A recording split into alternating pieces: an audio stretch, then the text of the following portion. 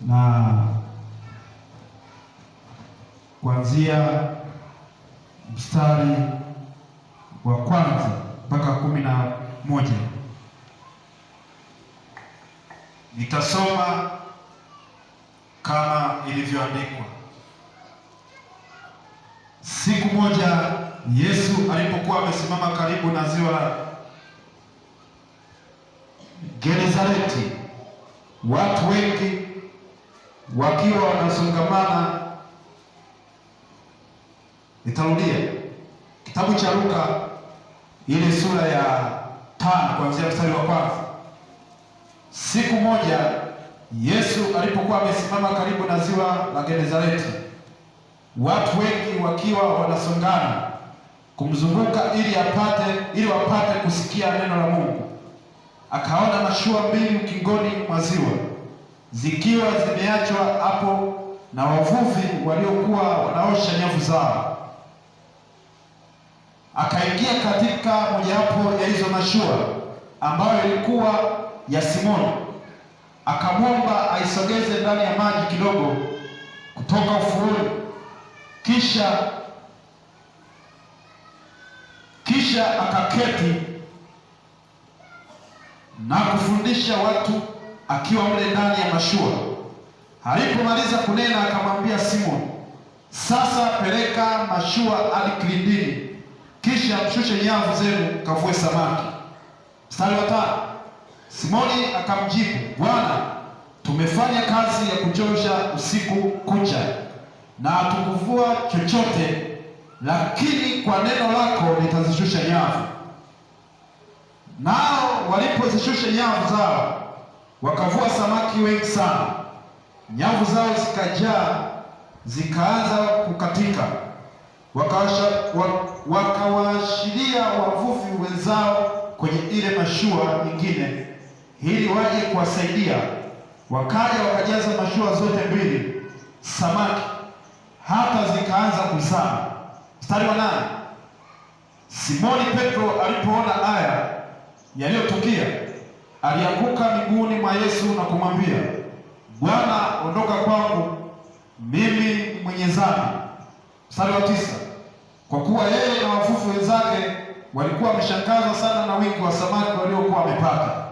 Mstari wa 10. Vivyo hivyo wenzake Simoni, yaani Yakobo na Yohana wana wa Zebedayo, walishangazwa pia. Ndipo Yesu akamwambia Simoni, usiogope, tangu sasa utakuwa mvuvi wa watu. Mstari wa 11. Hivyo wakasogeza mashua zao mpaka ufuoni mwa bahari, wakaacha kila kitu na kumfuata. Tuombe. Baba yetu na Mungu wetu, katika jina la Yesu Kristo wa Nazareti, asante Yesu Kristo kwa ajili ya neno lako. Asante Yesu Kristo kwa ajili ya kanisa lako ambalo Bwana umelikusudia kuweza kuwepo mahali hapa kwa ajili ya kukusifu wewe na kuabudu wewe katika roho na kweli. Lakini Bwana, pamoja na yote Baba, ninakushukuru kwa ajili ya neno lako, kwa sababu litakwenda kuponya mioyo iliyovunjika, litakwenda kuponya magonjwa, litakwenda kuponya roho za watu wa mahali hapa. Najua kwamba yupo mtu ambaye umemkusudia kupokea sawa sana jinsi ambavyo Roho wako anataka apokee. Baba, naomba neno hili likawe mbegu ambayo utakayokwenda kuchipua na kuzaa matunda, ikalete matokeo ya sasa na hata ya baadaye katika ufalme mwingine. Katika jina la Mungu Baba na la Mwana na Roho Mtakatifu ninaomba, amen. Bwana Yesu asifiwe. Bwana Yesu asifiwe sana. Nimesema kwamba sitatumia muda mwingi kwa ajili ya kukushirikisha maneno haya ambayo Roho Mtakatifu anataka leo yasikie. Ujumbe wa somo tunasema kwamba kwa neno lako nitafanya kama unavyotaka. Kwa neno lako nitafanya kama unavyotaka. Naomba niseme jambo moja, kwamba wanadamu wanayo maneno mengi sana. Wanadamu wamejawa na maneno ya kila namna. Wanadamu wamejawa na mambo ya kila namna. Watu wamejaa maneno ya kila namna. Mema na mabaya yote yamejaa kwa wanadamu. Lakini Yesu asubuhi ya leo na mchana wa leo hanalo neno kwa ajili ya maisha yako ya sasa na maisha yako ya baadaye.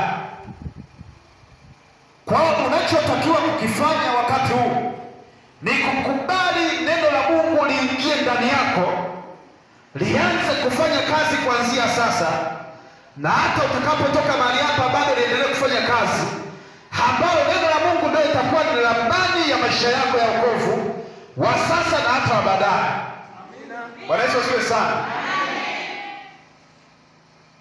Yaani leo mchungaji sitamani hata kuhubiri, yaani nitamani tu